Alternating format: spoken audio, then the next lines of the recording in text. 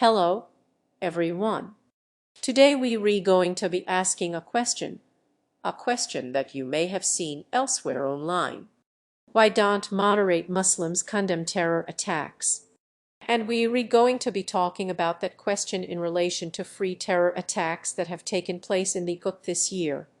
The Westminster attack on the 22nd of March, the Manchester arena bombing on the 22nd of May, and the London Bridge attack on the 3rd of June. Three terrible and cowardly attacks that are carried out by 5 extremist Islamic terrorists. Attacks which it should be easy for anyone to condemn. This violence has no place in our society, and anyone who is a part of our society should accept and recognize that, obviously.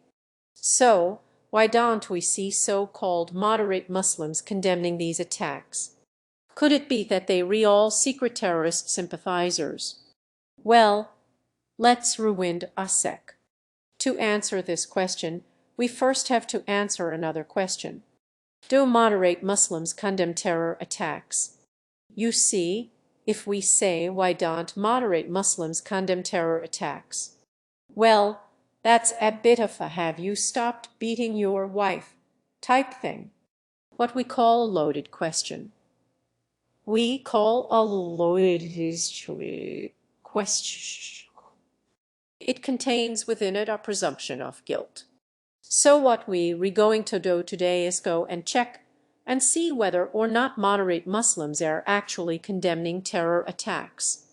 A brief note about the term moderate Muslim, though. I'm not too happy with it personally. If, with regards to terror attacks, anyway, all you have are extremists and moderates, that's sort of an artificial cropping of possibilities there, as if the most that Muslims can be is moderately against terrorism. The full scale would have a counter to extremists on the other side of the moderates. Extremely nice Muslims, or something who are extremely against terrorism. And they re not being taken into consideration if we just talk about Muslims in terms of extremists and moderates. I'm gonna keep saying moderates in this video, if only because that's the language in the question I'm trying to answer, but just keep in mind that I'm not too pleased about it. And one more thing before we get into anything here. I am aware of the meme of the leftist, liberal social justice type who leaps to the defense of Muslims in the aftermath of a terror attack, saying things like, not all Muslims are bad, and making certain YouTubers' brains explode, you know. How could it be? They say that you would defend Islam after Muslims did such a terrible thing. You know, these people are deeply religious, conservative, misogynist, anti-democratic, homophobic, you know. All the things that you leftists say that you against. So why don't you apply those same criticisms to Islam? And I have an answer for you there. Don't worry, but you gonna have to stick around to the end of the video to hear it, I'm afraid. So, that's something to look forward to, anyway. So, let's get going. On the 22nd of March 2017, 52-year-old Khalid Masood drove a car onto a pavement and ran over pedestrians on Westminster Bridge in London, killing 4 people. He then exited the car and fatally stabbed the police officer before being shot dead himself. Masood stated in a text message sent before he died that his actions were revenge for Western military intervention in the Middle East. And it wasn't long before people online were wondering, where are the moderate Muslims condemning this attack? Twitter user Tony, with regards to the Islamic State praising the attack, asks, where are the moderate Muslims condemning? Anagar's comments, anybody notice the hordes of moderate Muslims coming out against the Westminster attack? Me neither. And Atom, Techo Manx asks, why all terrorists happen to be Muslim? I haven't seen a single march of moderate Muslims against these scoundrels. Well, Techo Manx, if you waited just a few days, That's exactly what you would have seen. From the Independent, Muslim women stand in solidarity with London terror attack victims on Westminster Bridge. Muslim women have gathered on Westminster Bridge in a show of solidarity with the victims of Wednesday's terror attack. The group of women spoke of the overwhelming emotion they felt standing on the bridge where dozens of people were mown down when terrorist Khalid Masood plowed his car into pedestrians. And the article quotes several people who were there. Sarah Wasim, 57, from Surrey, said, "When an attack happens in London, it is an attack on me. It's an attack on all of us. Islam totally condemns violence of any sort. This is abhorrent to us. Being present for the demonstration shows people in the city are united in support of democracy," says Ayesha Malik. The 34-year-old mother of two, also from Surrey, said as a visible Muslim, "I think it was important to show solidarity with the principles we all hold dear, the principles of plurality, diversity, and so on.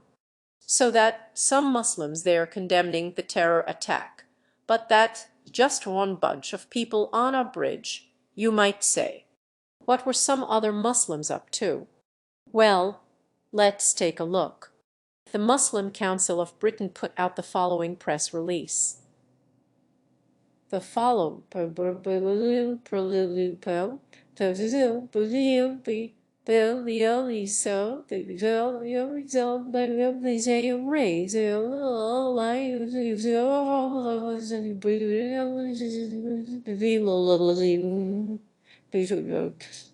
"We are shocked and saddened by the incident at Westminster. We condemn this attack. And while it's still too early to speculate on the motives, our thoughts and prayers are for the victims and those affected." And they also released a video. The attack in Westminster on Wednesday was a cowardly, depraved act, and it was wrong. There is no justification whatsoever for this act of violence, and we condemn it unequivocally. So that's the attack condemned over at the Muslim Council of Britain. But individual mosques around the country were also getting in on the condemning. The East London Mosque, the oldest in the capital and the largest in the UK, said, "We are saddened by the appalling attack in Westminster that resulted in tragic deaths and injuries. Our thoughts and prayers are with the families of the victims and their loved ones. Such heinous acts of mindless violence must not be allowed to cause division and hatred among our communities. We must remain united and stand in solidarity with all." In Birmingham, 55,000 copies of a booklet, "Terrorism is Not Islam," a 12-page guide produced by the city's central mosque to answer questions such as, "Are suicide attacks lawful in Islam?" and "Does the foreign policy of the West or other grievances justify killing non-Muslims?" were handed out at mosques, schools, and shops with the support of West Midlands Police.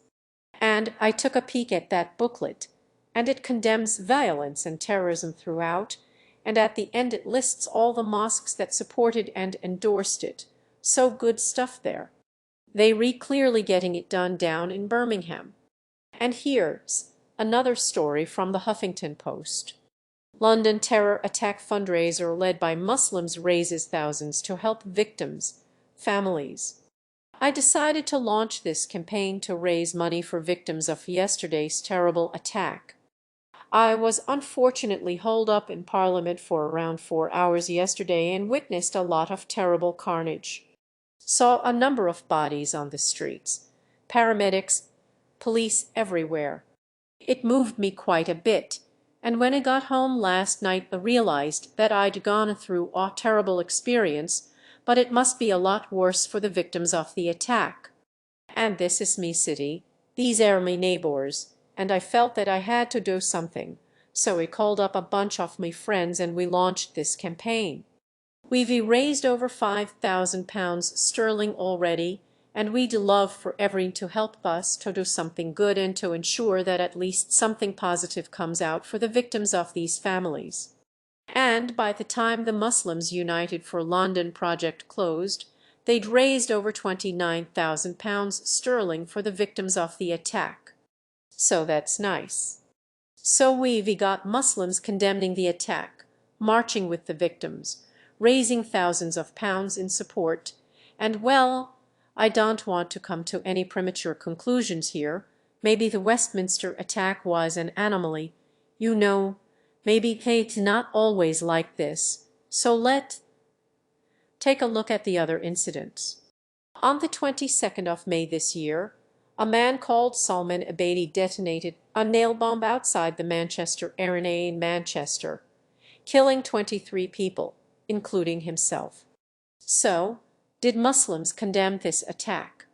Well, here, a vigil for the victims with a bunch of religious leaders, including Muslims, all holding hands and speaking out against the attack. Here's a bunch of Muslims doing a march to condemn the attack. And here's a donation campaign called Muslims for Manchester that raised over £27,000 sterling for the victims of the attack.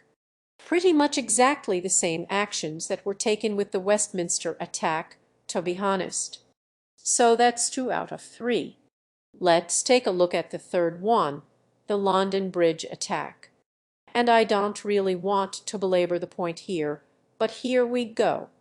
100 Muslim leaders gather on London Bridge to condemn attacks. ISIS will lose. Love will win. Your views are not welcome in our mosques or in our communities. Muslims hand out thousands of roses in solidarity with terror victims. And there's an interesting one here.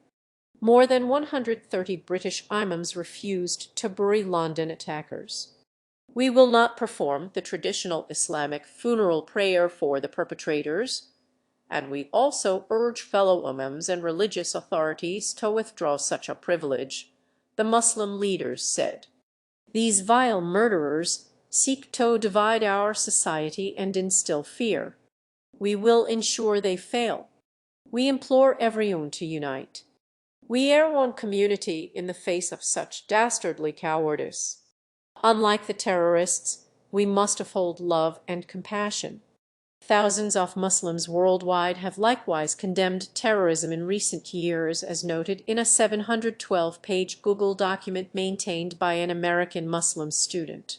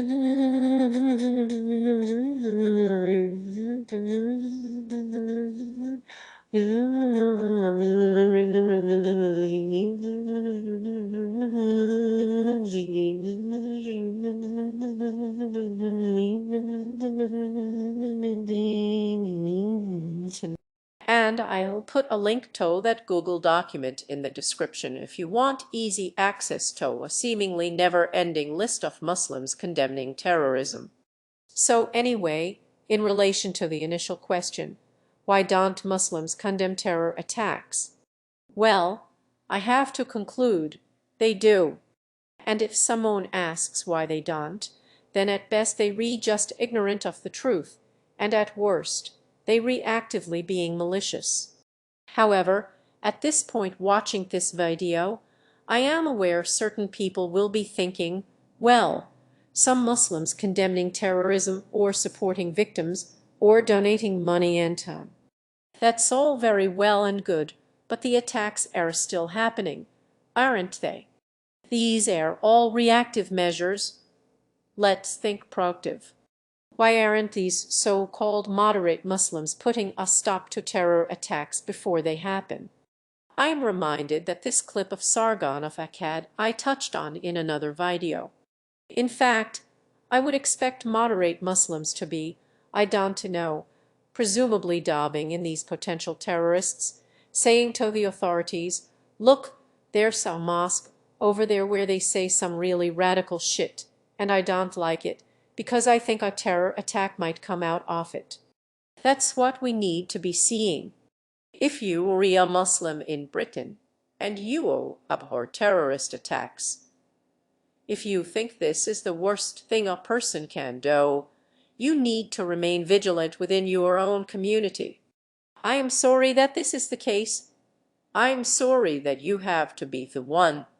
But if you don't, people will think that you are complicit, that you do not mind, that you are in some way permissive of this.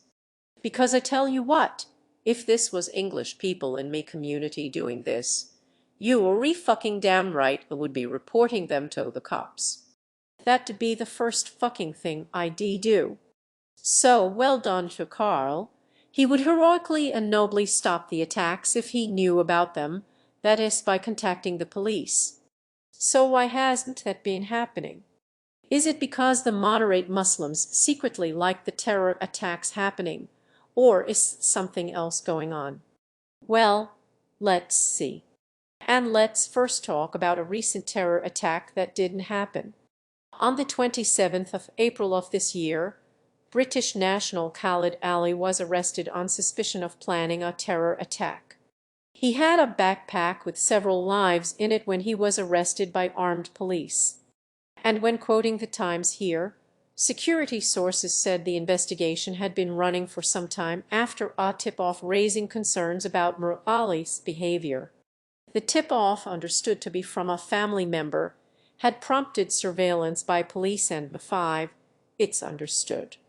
And furthermore, in March of this year, Mark Rowley, Britain's most senior counterterrorism officer, said that in 2013, a total of 13 planned terror attacks had been foiled. Quoting Sky News here, information from the public has contributed to stopping some of those attacks, while figures show it's also helped counterterrorism police in a third of the most high-risk investigations. Rowley told Sky News, it's my belief that without the public's help, some of the terror plots which we foiled would have been successful.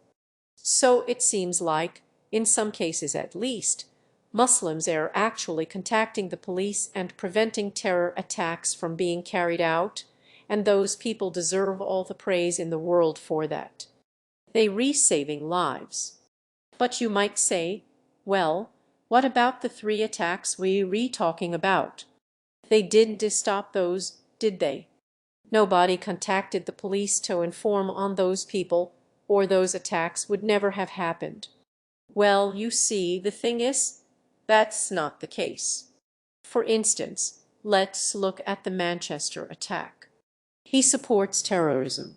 Salman Abedi's Muslim peers warned cops about Manchester suicide bomber Salman Abedi 5 years ago. Police were tipped off by members of the Muslim community that Salman Abedi was a dangerous extremist.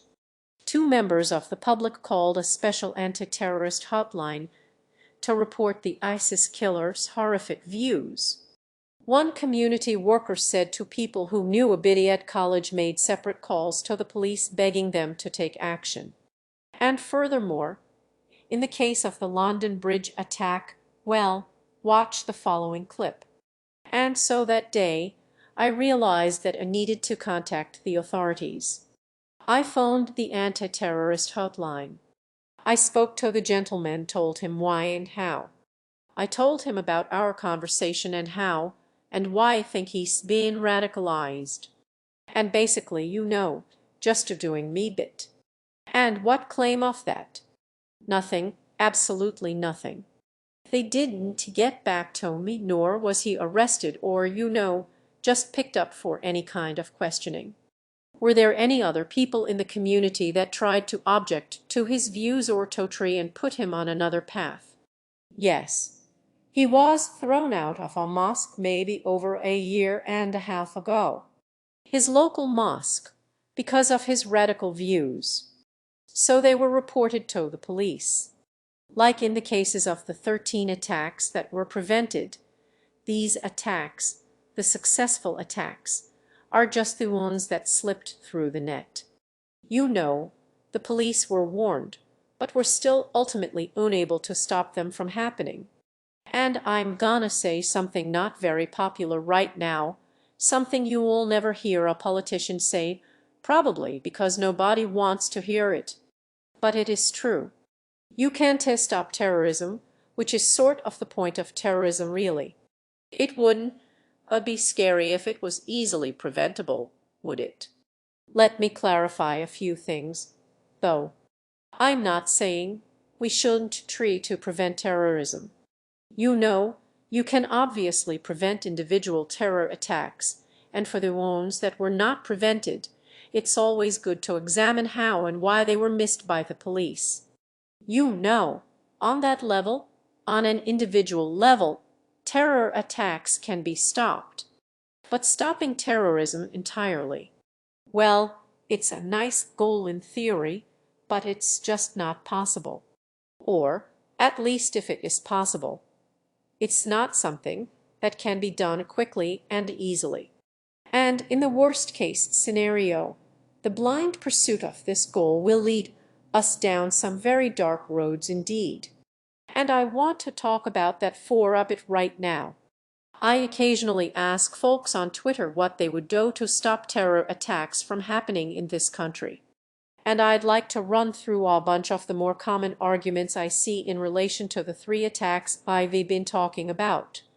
The first argument is nearly always restrict or outright prohibit immigration into the hook. But of course, the Westminster Bridge attacker Khalid Masood, he was born in Kent. The Manchester bomber was born in Manchester. They were British citizens. Unless you happen to have a time machine, no immigration law you can enact would have prevented these attacks. And even in cases where attackers aren't British, where illegal immigration still exists, and I'm a genie, a guy who fix a blow perfectly.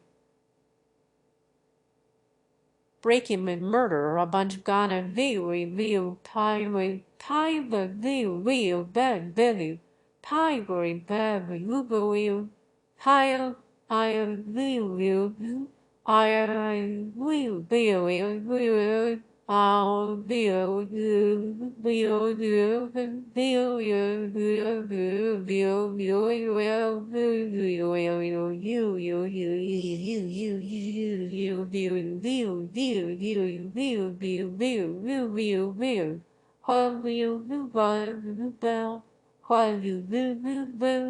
we should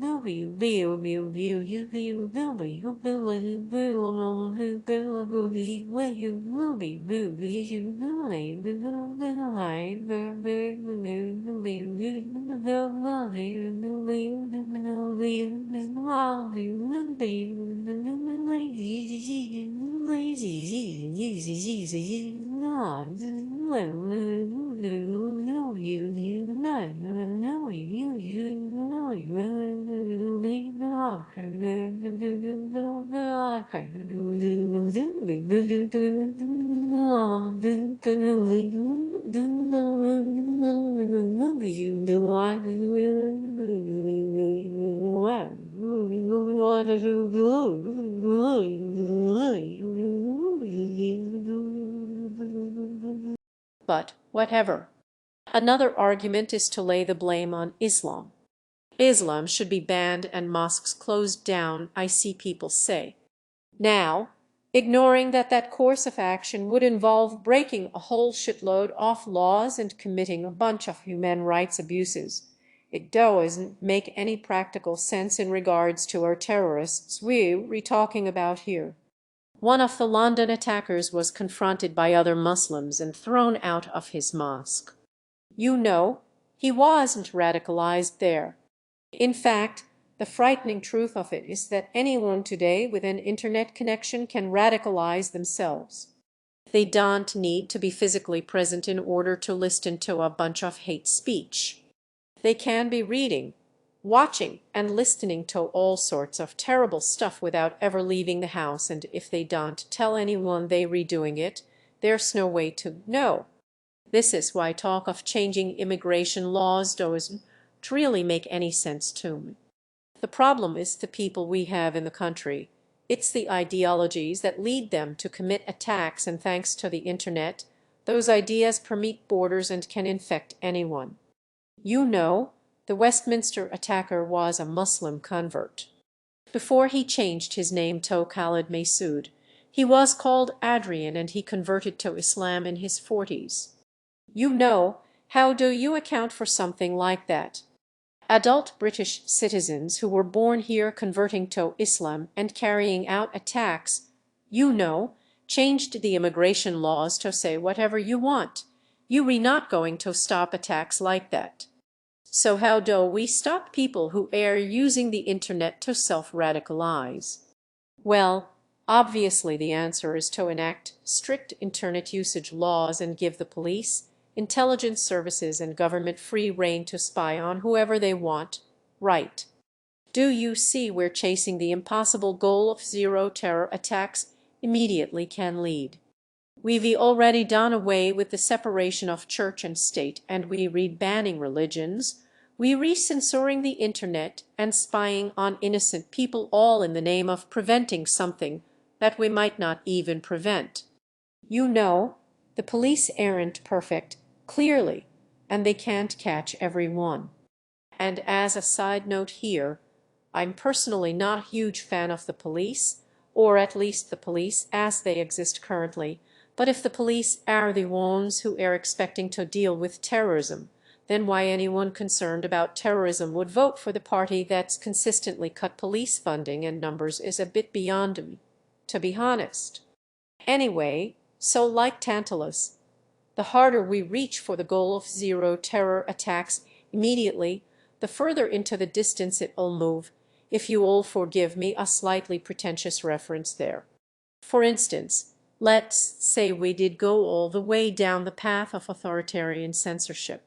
Let's say we gave the intelligence services full access to everybody's personal data and blocked all information from the internet that the government deemed dangerous and, I don't know, made it so anyone could be detained and tortured for information for any reason.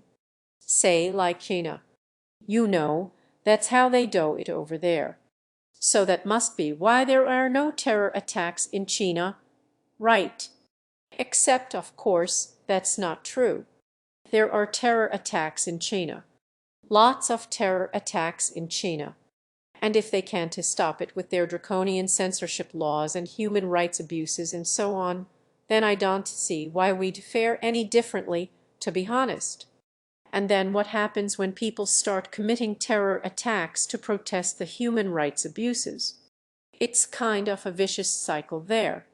There is no easy fix for terrorism, these sorts of knee-jerk responses where we ban immigration, ban Islam, censor the internet, and so on.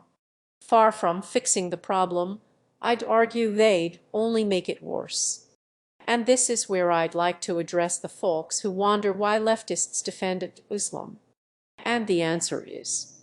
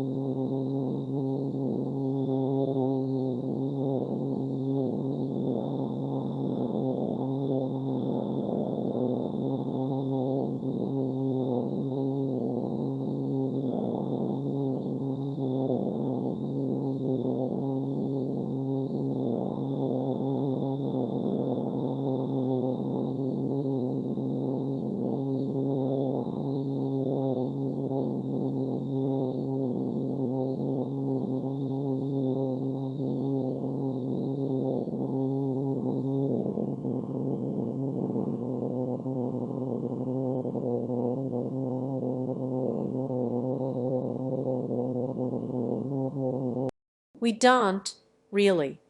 Let me explain. You know, as an internet guy who does to go on about how much he hates Muslims all the time, I get people sending me a lot of awful pictures.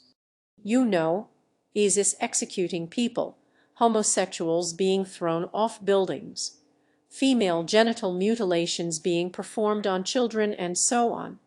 All terrible stuff. And the people who send me these images say, look, this is what Islam is. This is what you re-defending. These are the people you want immigrating into your country. And now, what these people seem not to realize is that there's always two people in the pictures they send me.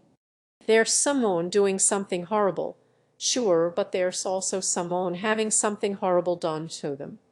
And they re-people too, you know. They not just props to prove how evil Islam is. Often, they re-Muslims themselves. And I'm concerned about stopping those sorts of behaviors, of course, but tell me, how would restricting immigration put an end to those sorts of things?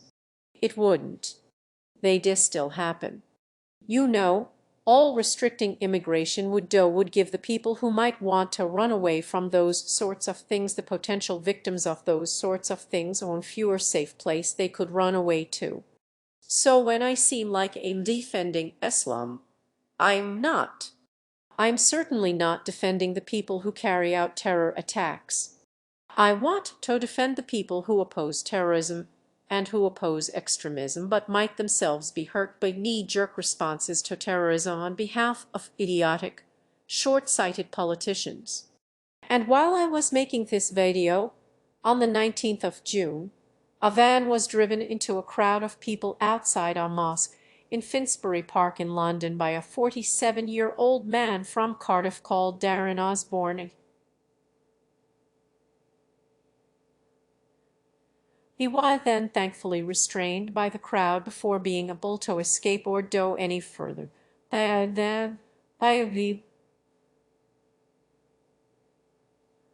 Thankfully,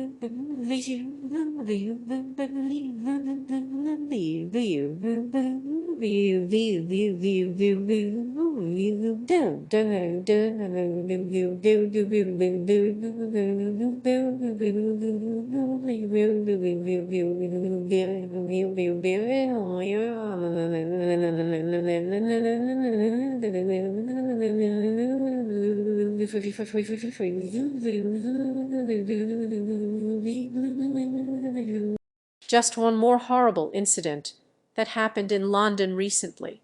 But what can we learn from this attack?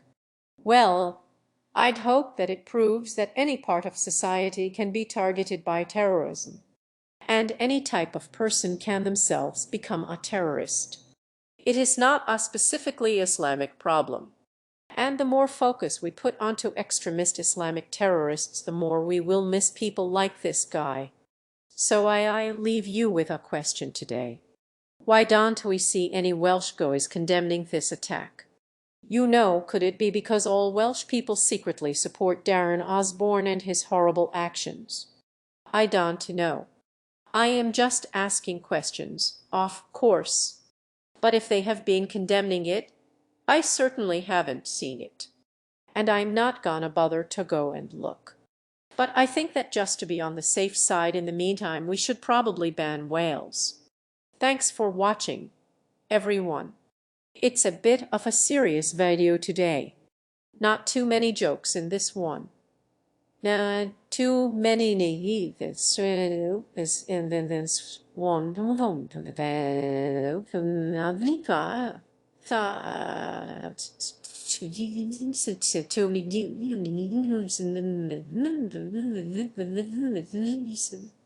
Let me know what you think about that in the comments. Obligatory Patreon pitch. Head over to Patreon and pledge me $1, and in my next video your name will get onto this increasingly unwieldy list of names. And I'll probably fall in love with you just a little bit as well. Also follow me on Twitter and send me a question over on Curious Cat if you like. Alrighty ho. See you later, folks.